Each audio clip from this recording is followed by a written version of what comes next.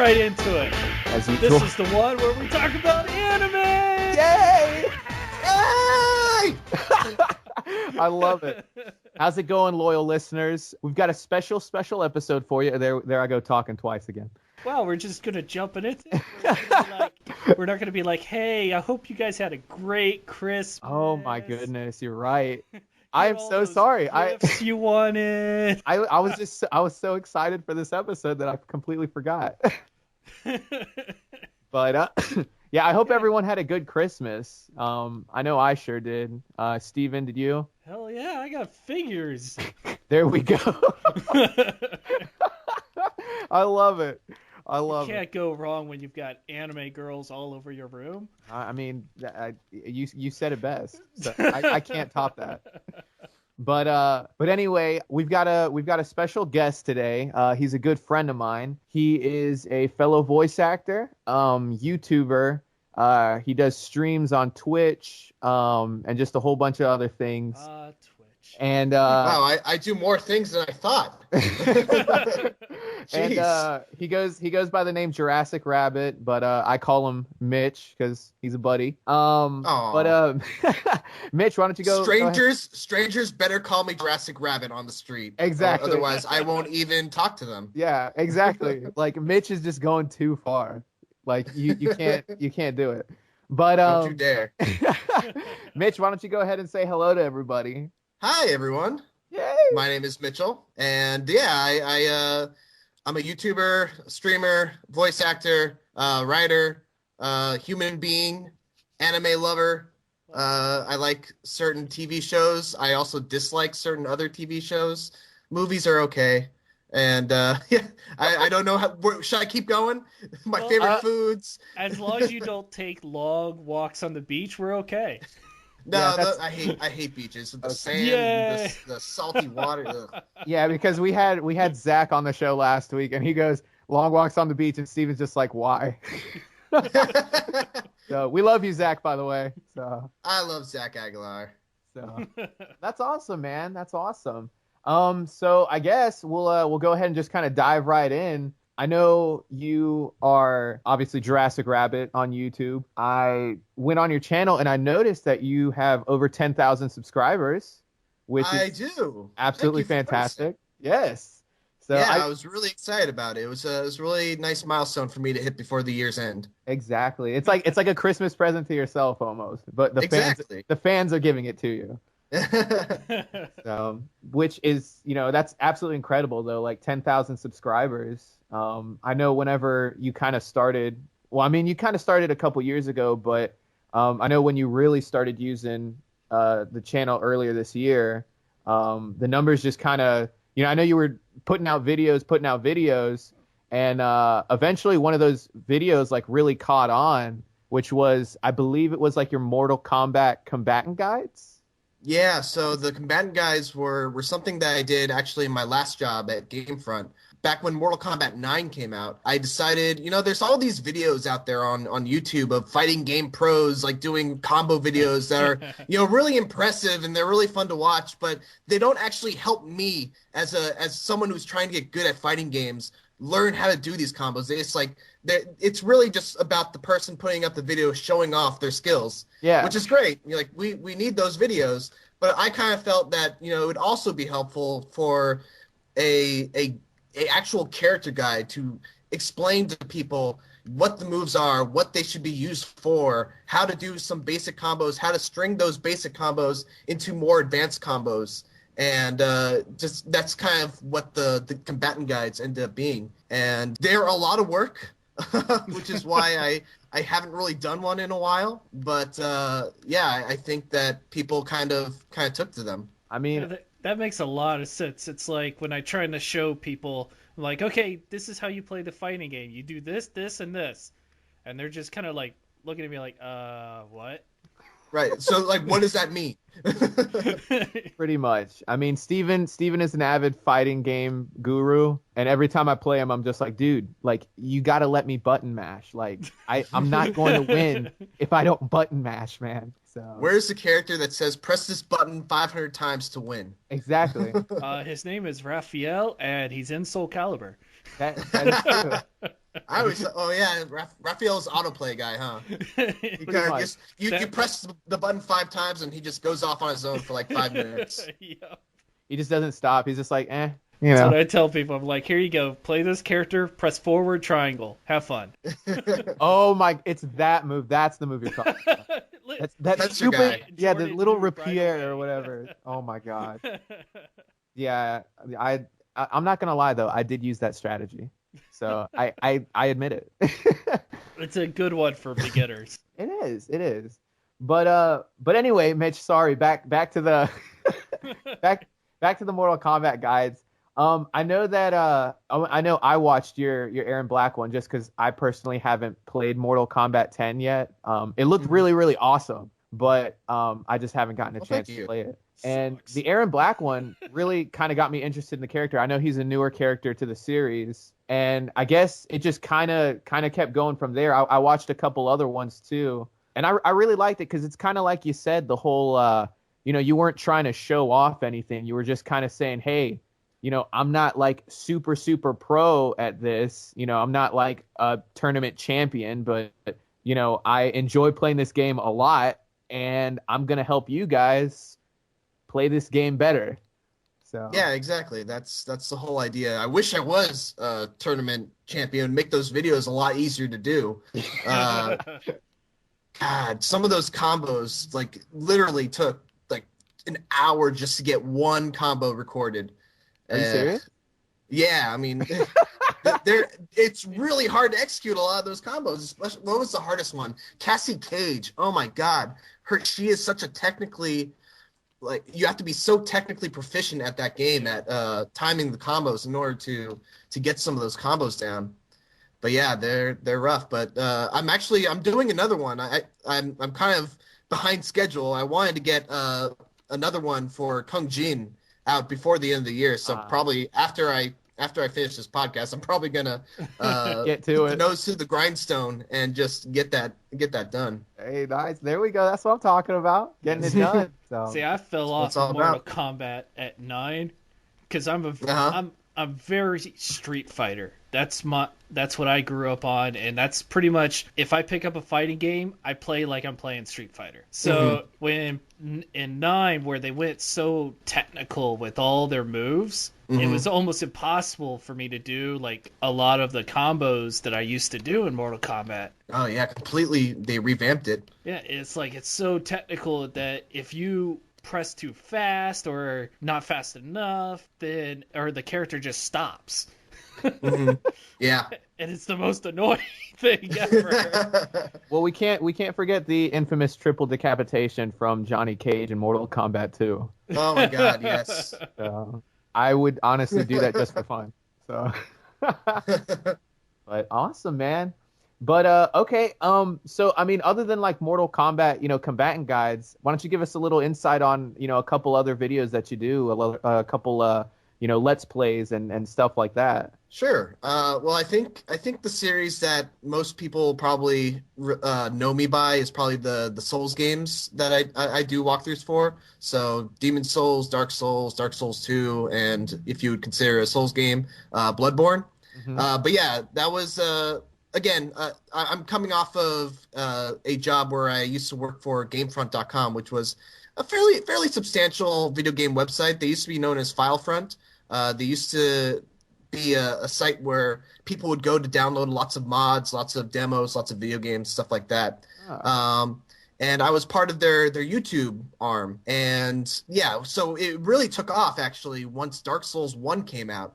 And it was funny because Dark Souls, when we got Dark Souls 1 in the office, none of the people in the office really wanted to play it.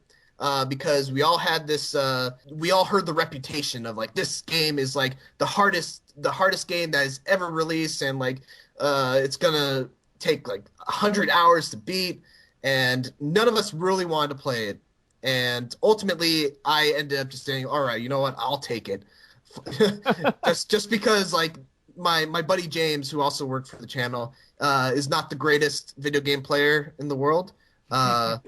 And yeah, I just hey, calm down.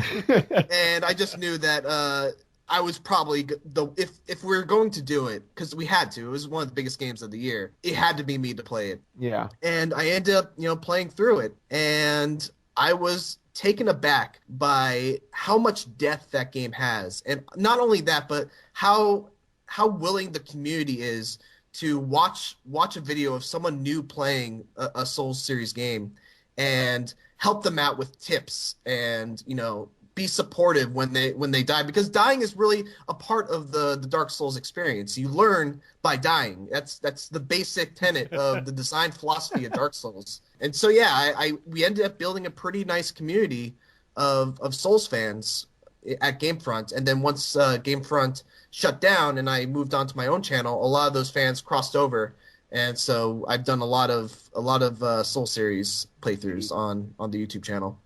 Nice. So you'd say that it's still one of your most like popular like on-demand things. Like, hey, Mitch, when are you gonna put another Souls video up? Yeah, actually, I just started another 2 playthroughs. Actually, I'm doing one with my buddy Phil, who is also a voice actor, and we're doing a dual playthrough of Demon Souls. And then I just started streaming Dark Souls 2: Scholar of the First Sin, which is kind of the remaster of the original Dark Souls 2.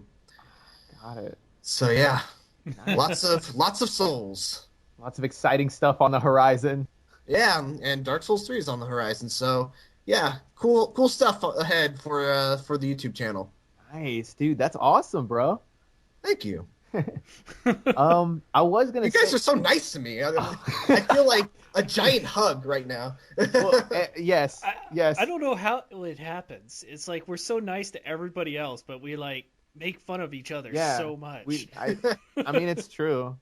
You're old, Steven, so. Ooh, I just said it. Oh, so that's okay. You still suck at video games. Yeah, you're right. But anyway, Mitch, another thing real quick that kind of caught my eye too, and I know I was actually able to be like a part of one of your projects that you did this with, was you do like voice acting playthroughs where sometimes, because I know you're a voice actor and other voice actors and actresses, like essentially you'll get a game that has not been dubbed or has no English voices, and you'll kind of gather a couple people together, and you'll end up playing the game all the way through, and you'll have your buddies and your friends voice the characters. So yeah. Are you perhaps talking about the Gods Will Be Watching playthrough where you play as a psychopathic torturer? I might be, perhaps. But yeah, definitely that one. But also the Chrono Trigger. Mm-hmm. And I think there was a couple more, if I'm not mistaken. You voiced out Chrono Trigger? Oh man, I wish we were able to continue with it. We did a lot of it. The problem with those videos is that they take a lot of editing pieces falling in not so much editing. But yes, they do take a lot of editing. But it's more like pieces have to all fall in the right place. Like all the actors have to be able to come over to my place, and then kind of like, I don't want to get too much into it, but there was some drama involving some of the actors that made them not want to be in the same place at the same time. So that's kind of the unfortunate thing that happened to Chrono Trigger, and that's why I haven't been able to make any more of that. That seems like the going theme with most record sessions: drama. It happens.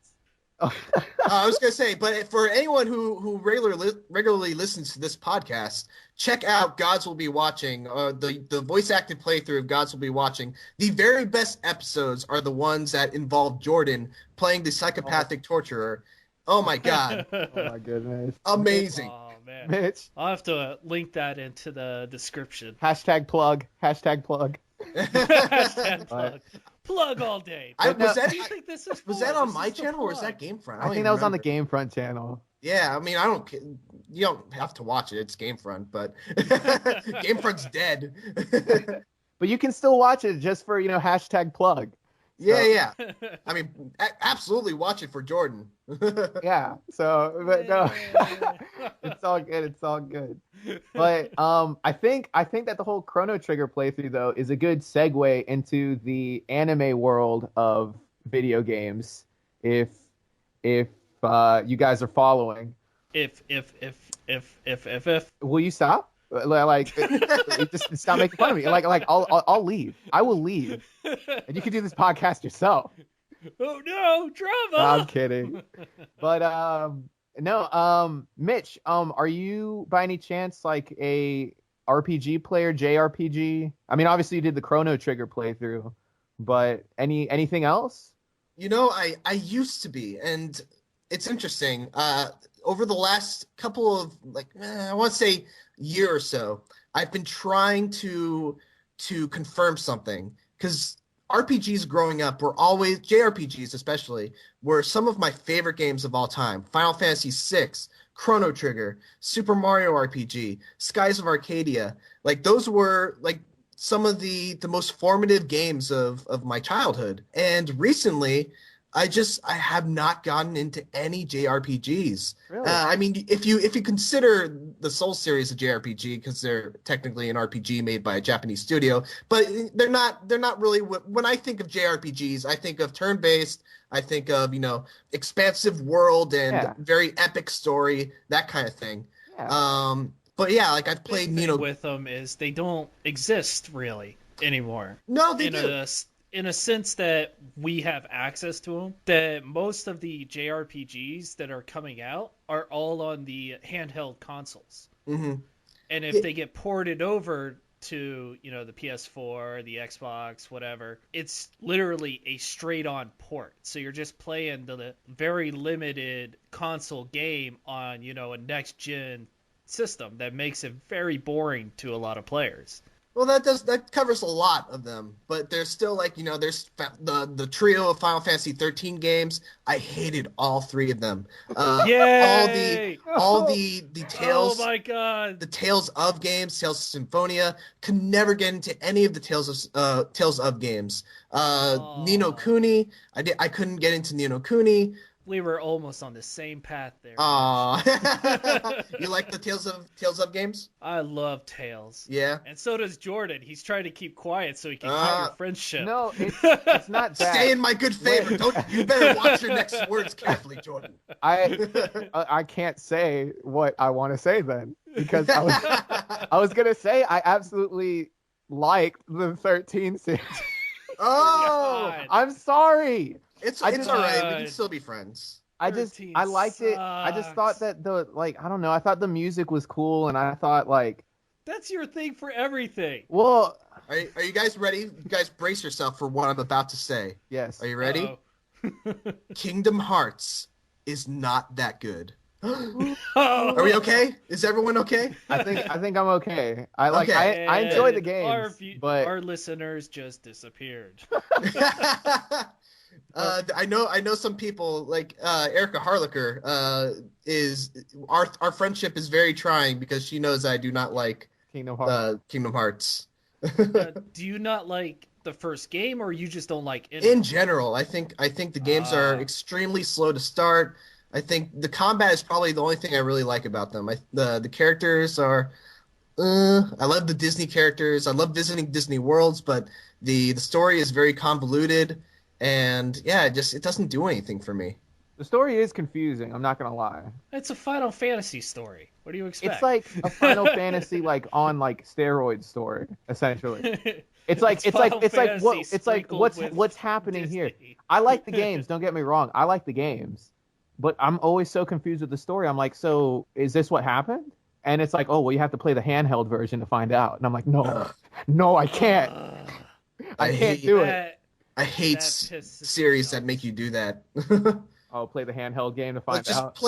Just play any other thing in order to understand the story of the thing you're playing. Like, the story should be self-contained within the actual game. If it's not, I feel like that's kind of a failure on the game designers. Really? This is going a little bit away from anime, but Destiny drives me crazy because it locks its story away in grimoire cards and stuff like that. You have to go on an actual website to read, and sorry. Oh no, I fully agree. It's like with Kingdom Hearts, there was Kingdom Hearts and then Chain of Memories that was on the handheld, and then Kingdom Hearts 2. It was like I didn't even know about Chain of Memories until after I played Kingdom Hearts 2. Yeah, and then afterward, 2 years later, they ported it to the PS2. Yeah, and it was like, what? What's all this story? I have a kind of different story on my end than a different experience, because I actually played the Kingdom Hearts games in reverse. I played 2, then Chain of Memories, then I played 1. And I honestly, when I did that, I was like, oh man, 2's really, really good. And Organization 13 is freaking awesome. I'm not going to lie. Like, I love those characters. And then I played Chain of Memories, which the whole card thing, I was kind of like, I'm not sure if I'm a fan of this. It's kind of weird. And then I played 1 and I was like, man, this doesn't have as much stuff as 2, like, for Sora to do. Yeah. And it's weird because I really liked 2 better than the other ones. But then I got 1. Well, that's still true with most of the players. It was like when they released the like reanimated or whatever version that came out on PS3 or whatever. Yeah, the 2.5 remix, 1.5 remix. Yeah, it was like I tried to play the first one again, and it's like, this is boring. It just like Mitch said, it was taking forever to start up, and I'm just like, did I find this fun? I mean, I did. But then it was like I jumped into 2, and I'm like, oh, this is the Kingdom Hearts I love. Yeah. So it's yeah. It's very limited. I'll have to agree with Mitch on that. It's very limited on like most of the games for it being good. Yeah, and it's weird though too, because like I've played the first one like 3 different times on the PS3 because I wanted the trophies, because I'm a trophy collector. And I mean, I don't know if you are, Mitch, but I'm a trophy collector. I can't be. I play with my job. I play too many games. It would be too much of a time suck on one game for me to try to get all the trophies on like every game I play. Yeah. Nah, it's all good. There's very few games that I do that for. It's like the game really has to take a hold of me to make me want to do that. Well, see, I don't. It's like with the Assassin's Creeds, it's like I just finished Syndicate, which I'm actually writing a review for right now. But it's like once I finish the story, I'm like, okay, I'm done. No, I hear you. It's like there's no reason to go back and like play anymore. Well, here's my thing. I'll get trophies based on how easy they are to get. Like on Kingdom Hearts, the gummy ship trophies, I'm not gonna get those because I hate gummy ship stuff. So everyone, in my mind, you didn't get 100%. No. Okay, go sit in your corner, Jordan. No, in my mind, I have already platinumed that game. I've gotten every other trophy except the gummy ship trophies, and those do not count. Also, well, in my mind, I've gotten 100%. No, there. Also games that make you have to go online multiplayer to get trophies, those trophies do not count. Like Tomb Raider, those trophies do not count. So, in my mind, I complete stuff. Well, try to. So. Well, see, you can't say you complete, and you can't say that you got 100% because it's all in your mind. No. Okay, but you have to actually get 100% I win, okay? to say you got 100%. No, I win. Like in my mind, I've won already. So that's all that matters. So I think there's only 2 games besides like fighting games. Only like 2 games that I actually got 100%, and that was Kingdom Hearts 2 on the original PS2, where I actually did, like Jordan, I went through, even with the gummy stuff, I went through and got everything because it was just fun to play. And then the other one, which is actually getting a remastered version, which I'm kind of happy and kind of sad at the same time, is Valkyrie Chronicles. Nice. I know how much you love your I didn't know that Valkyrie Chronicles was getting a remastered version. That's cool. It's getting a remastered, but I think they're only adding like one thing where you can actually play as what was her name? Silver, or the bad Valkyrie. I can't remember her name. I don't remember. But bad person. But there's going to be like one mission where you get to use her. But it's like there's Valkyrie Chronicles 2 and 3. Why are we getting those on the console? Final Fantasy 12. Why are we not getting those on the console yet? I feel like that's in production. Final Fantasy 12 we're gonna get eventually. Sony is very much in the mood right now for remastering old stuff. Yeah. and everything is getting remastered. And putting Cloud in Smash Bros. Don't forget. We're not getting new stuff anymore. So yeah. So to finish my I didn't even realize I didn't even finish my thought that I was gonna have before. So yeah, I've been in this like year-long phase where I've been playing JRPGs. I booted up Final Fantasy IX, and I love it because booting up JRPGs that I've never played before. So Final Fantasy IX, which I love. I just downloaded Suikoden 2, which is for sale right now, by the way, $250 on PlayStation Network if you have a PS3. Nice. And I need to convince myself that I do actually like the JRPG genre. It's just that there hasn't been a JRPG that I felt that was worthy of my time of the Jurassic. No, not so pretentious as that, but just nothing. There just hasn't been anything that has appealed to my tastes. Yeah. But yeah, really, I do think that comes back on the consumers over here, because I know there's so many over in Japan right now, right, that are really good, but the few that actually make it over here, no one buys. Mm-hmm. So they literally just stop porting them over, and if they do port them over, they're in their original Japanese voice acting. They don't have like Online. Yes. Oh my god. Sword Art Online lost song. Here we go. There's more than just that. I have several games that I just went to GameStop and bought like all these unknown JRPGs that I saw everywhere just so I could play them, and some of them are still in their original Japanese voice. Some of them do have English voices, but it's really bad. But it's like probably why Mitch can't get into them. They're kind of boring. Well, what about Bravely Default? Didn't you get that? Man, that's another example. I could not get into Bravely Default. Really? Yeah, I don't know what it was. I think it's a slow starting game, in my opinion. It didn't have that hook that grabbed me. Like my favorite JRPGs are ones that have a really, really strong beginning that are able to hook me in immediately. Chrono Trigger has this amazing intro where like you go to a fair, you meet this girl, you get to do all these fun little things that aren't very RPG-esque, and then it has this like cliffhanger where Marley gets transported back in time, and you're like, well shit, now I gotta keep playing and figure out what happens. Final Fantasy VI has this great intro where you're walking through this town in like fucking mechs. Final Fantasy VII also had a really great intro where you're going through Midgar, and you got this little insertion team doing like this mission to save the planet, and you're like, well, what's going on with the planet? I need to know. So Bravely Default, I just felt like it missed its hook on me. Really? Yeah, it's back and forth with things like that, because it's like we want, as players, as we're getting older and everything, we want better stories. Right. And when we were kids, we're playing these games like Chrono Trigger and everything, to where we're like, we just want to play. We want to play. So that's how they were designed, was the moment you've started, you're playing.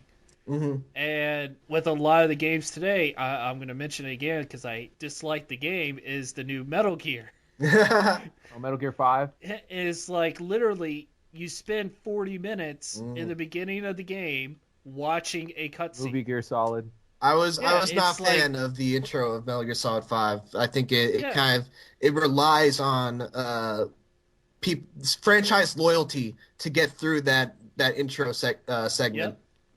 And that's really where a lot of the games today are suffering, the RPGs, because they're so focused now on trying to create that like movie quality story that we're losing the game aspect. Yeah. And that was one of the things with 13 of why I just disliked 13 so much, was they were trying to build this whole new story that kind of similar to 7 but not female it Cloud. it was a clone of 7, but it was so focused on that story that they didn't seem to really take enough time to build a good battle system. What's that noise? It sounds like you have something to say. It's me. Like, I mean, maybe this is just the way I play the game. Personally, I found it like a hassle to like always have to try and pick my stuff. So I would just honestly press the A button and just fight. I just enjoyed doing that. I don't know why. Ladies and gentlemen, this is George. Listen, okay, all right. I just want to press the A button. Yeah, I gotta keep my rep as a button masher, man. I gotta keep it. So have you guys? To kind of transition, it's not a JRPG, but it is an RPG that came out this year. And I think it provides an interesting solution to that problem of having battles where you're just pressing the A button. Have you guys played Undertale? I haven't yet, but I've seen playthroughs of that game. Yeah, so Undertale is a really interesting battle system where it's all about moving your little. It's kind of like every battle is a bullet hell shooter where you're kind of every enemy has a specific attack pattern, and you kind of have to find ways to avoid getting hit. Yes. And it's really interesting. I would love to see RPGs in the future. Maybe not take that same idea, but apply the idea of not having to, just do menu selections in order to have the battle system work. Yeah. No, I know exactly what you're talking about too, like in that game. Because like I did watch a couple playthroughs and stuff of it, and that was actually really cool. And I think for like the game type, because it was what was it, like 16, 18 or 16-bit, 8-bit? Yeah, it kind of looks like Earthbound. Yeah, it fit really well for that game. So, right. And I was like, that's really cool. And Earthbound's a really good game. Speaking of RPGs, Earthbound, like freaking Ness is like boss. We have another sound. Dude, Steven just hates Ness. Okay, Steven just hates Ness. So, I do hate because Ness. I play Ness in Smash Bros. And I beat memories in Smash. Okay, yeah, I see. I beat him, but he beats me with everyone else.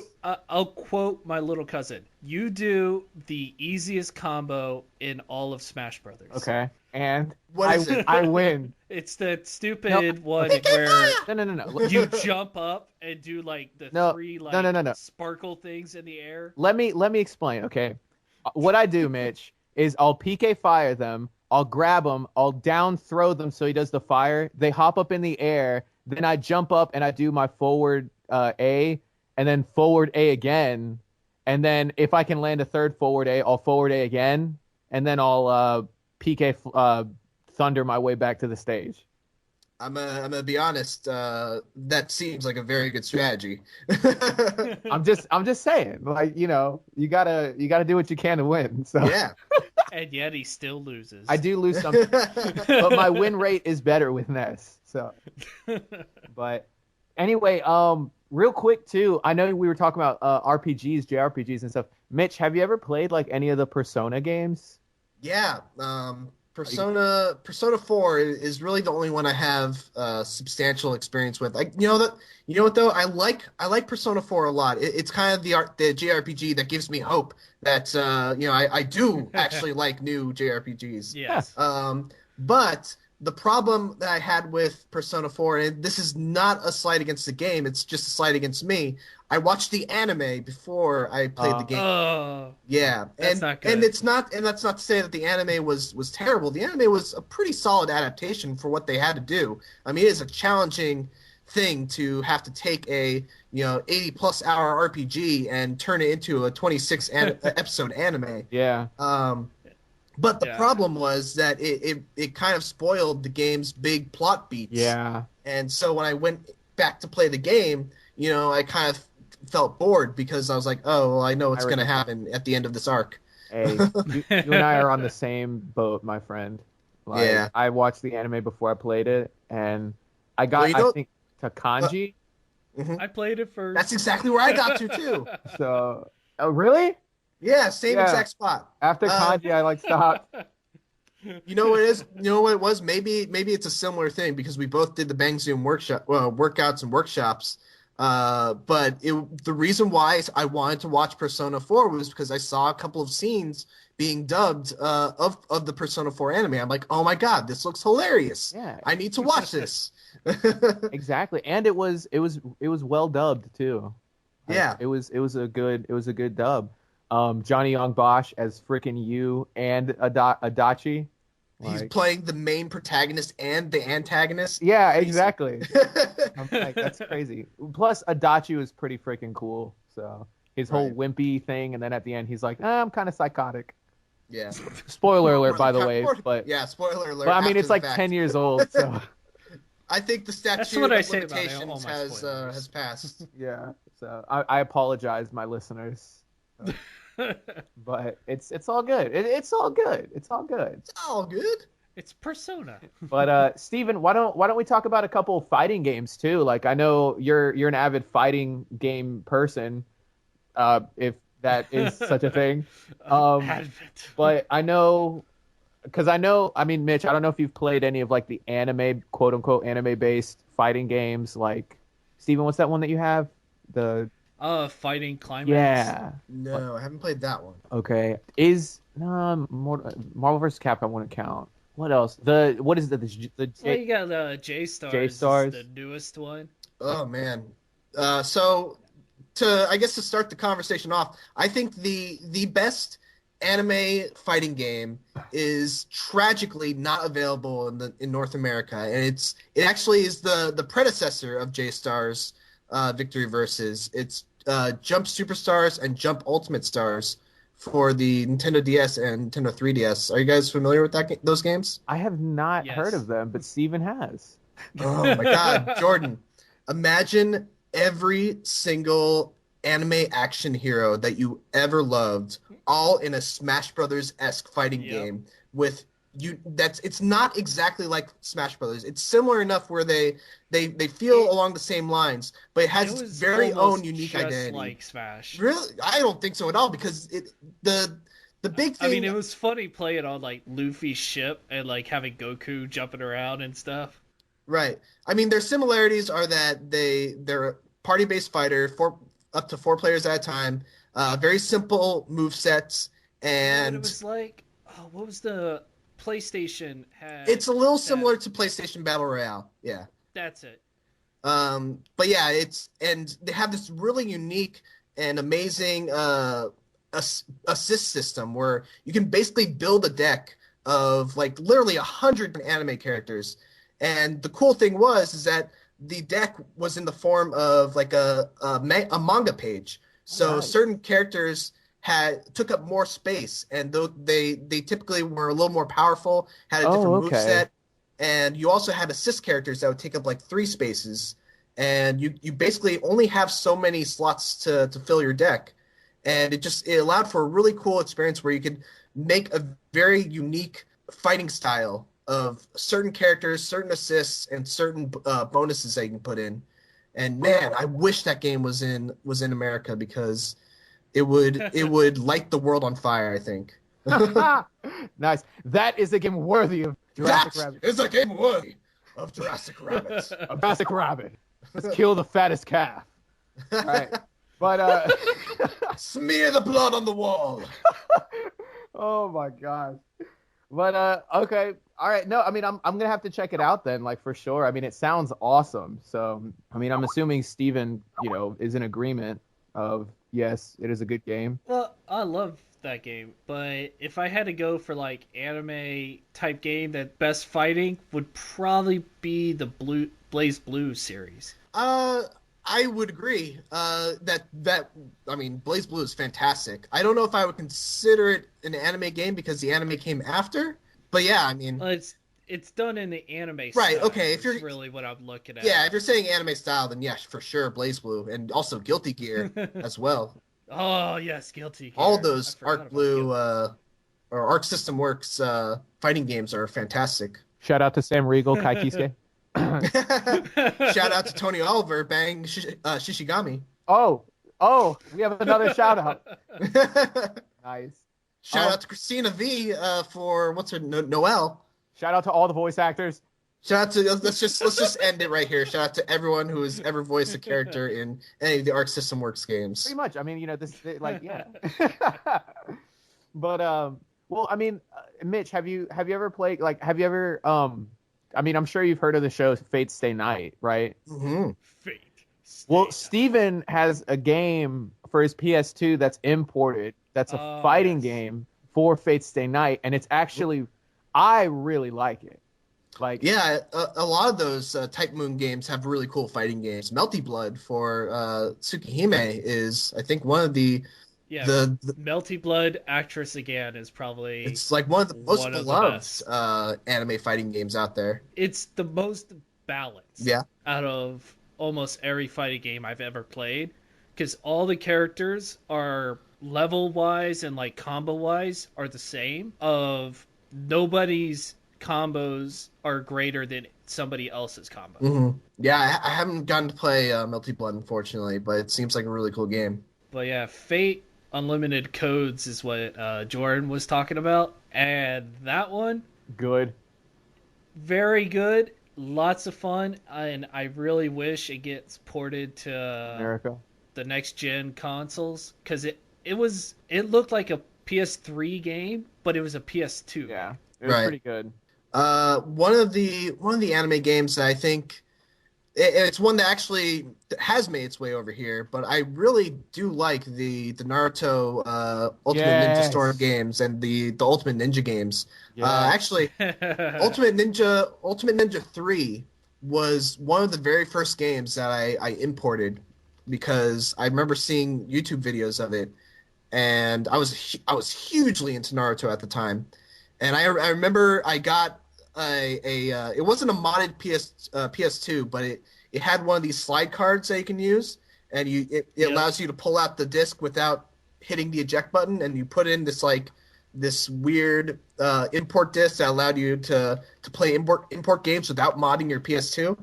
And yeah, I ended up getting that. I paid like $80 for Naruto Ninja Storm 3, and had a fantastic time with that game. I love the Naruto games. Probably the Naruto game that I played the most, that I actually got the import for, was what was it? Flash and Ninja 4, I think it was. GameCube. Yeah, those games were cool too. I actually took my GameCube to like conventions. It would have like my hotel room open and be like, "Hey guys, you can come in and play whatever." Right.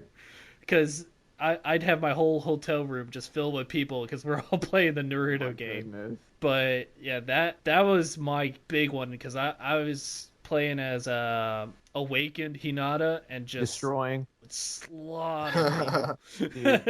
I freaking, because I got the new one. Like, well, not like, I guess there's another one coming out, but the recent one, the Ninja Storm Revolution or whatever, I think you have it too. And I liked it a lot. I actually platinumed that game, because it was, I mean, it really wasn't that hard to platinum. It took me like 20 hours or something, but it was a lot of fun. I really liked it. Like, I just loved the characters. I love the fighting style too, like the whole 3D aspect. Like, it's not, I think that's what throws me off really? On it, because I'm so used to the like almost 2D platform. Really? That when it throws that 3D feature in, I get a little lost. It's because you're old.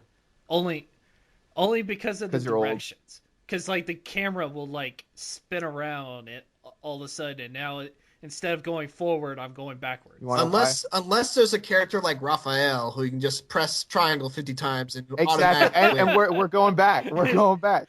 And there's the throwback or the callback. Exactly, but. Dude, speaking, I guess, of balanced games, you guys were kind of talking earlier. I personally haven't played it. I don't know if you have, but the whole Final Fantasy Dissidia or whatever.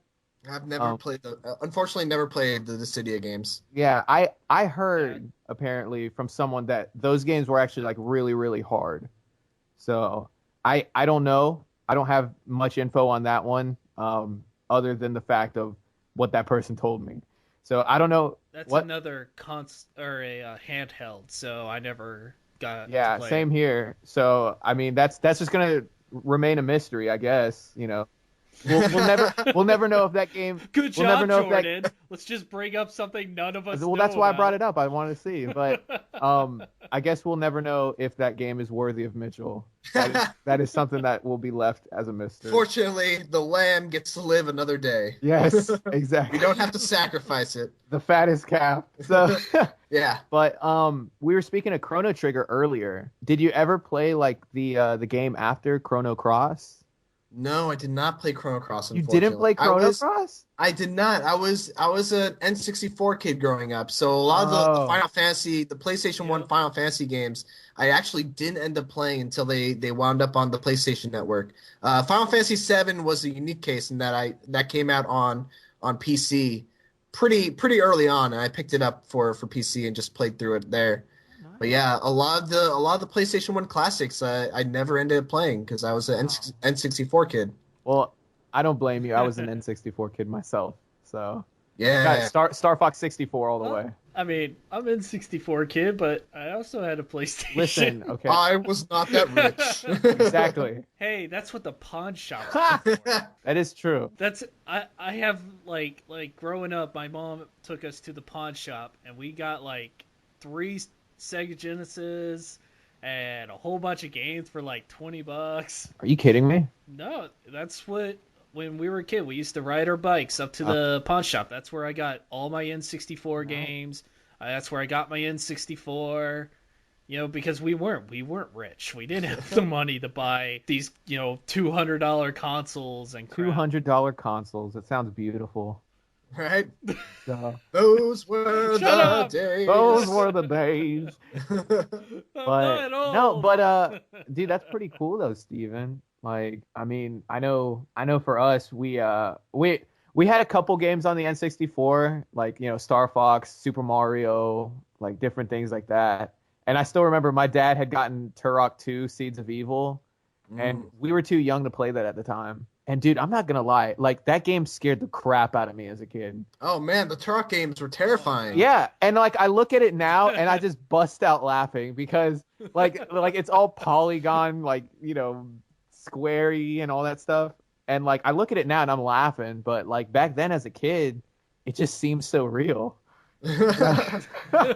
Polygonal dinosaurs jumping out of the corner. Oh my god. Oh, that's what I'm saying. Dude, it's like back then, man, that was the thing, man. Polygons. I lost my train It's of thought okay, there. because I can't talk either. Well, anyway, back to Chrono Cross. No, I was gonna say, Mitch. I know that game's on the PlayStation Network because I actually ended up buying it like 2 years ago, and I had only played it once before because a friend of mine had brought it over a long time ago, and I played a little bit of it, and it was really interesting. The main character is the typical silent protagonist, so he doesn't really say anything, and I think overall the game was just really good. It had a ton of characters that you could collect. It had like 43 characters I think you could play as. All of them you couldn't get in one playthrough, so you'd have to play multiple playthroughs. And on top of that, like it's funny because some of the characters that were really hard to get were like really weak and were kind of useless, and you never used them anyway. Mm-hmm. But overall, it was just That's what. But games. No, this one took it to the extreme. Like there was this one character, Skelly, who was a skeleton, and you had to find his pieces. It was like 4 or 5 pieces throughout the game, and when you finally assemble him, he's horrible. And I was like, I mean, I never used him, but it was kind of a defeat almost. I felt like, man, I spent all this time trying to collect these stupid bones, and now this character is like totally useless. Hey, man, maybe you just didn't know how to use them. No, he stunk, bro. All characters are equal. No, he stunk, man. He stunk. Because the game also goes by like this like little system that you put certain things, like I don't know, it's like a grid kind of system thing, and certain characters have like more grids than others, and I can't remember. I don't think he had that many grids. Other than that, like I mean, it's it's a pretty fun game, so I would definitely say like check it out if you get the chance to. I mean, it's probably going to take you a good 30, maybe 40 hours if you're trying to get like a lot of stuff, but I liked it. Screw it. Go play Fairy Fencer. So that's my recommendation to Mitchell Saltzman. Hopefully it is worthy. Hopefully the fattest calf can be killed. Well, unfortunately, I got so many other JRPGs I have to get through first. But I'll definitely. I mean, Chrono Cross has been on my radar for a long time. I just have not had the time to get onto it. And that sounds also, about right. Hashtag shameless plug. If you decide to do another voice acting playthrough, wink, wink, nudge, nudge. I know a guy. Yeah, definitely. I mean. Yeah, I would love to. They're so much fun to do. I wish I could do more. They're just such a logistical pain in the ass, unfortunately.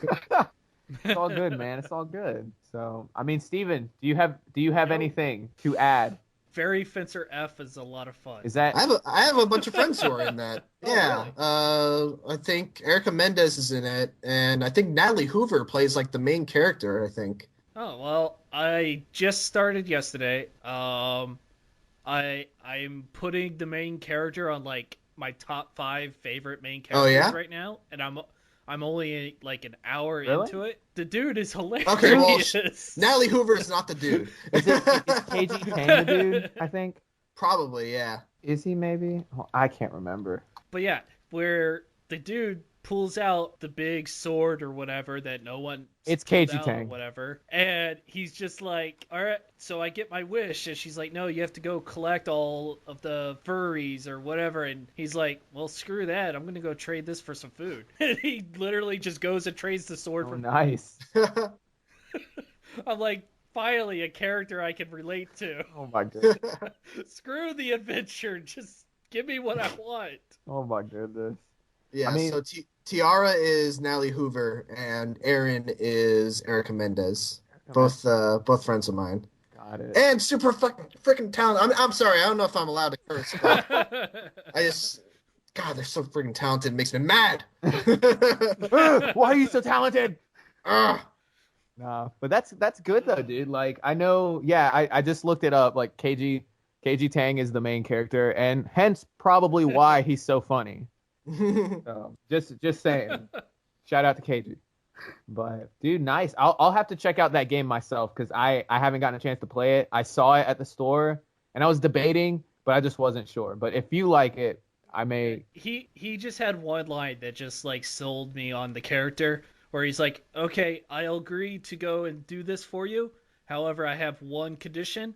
I eat when I'm hungry, and I sleep when I sleep. Oh, that works. Sure. He's like, that's it. Nice. I dig it.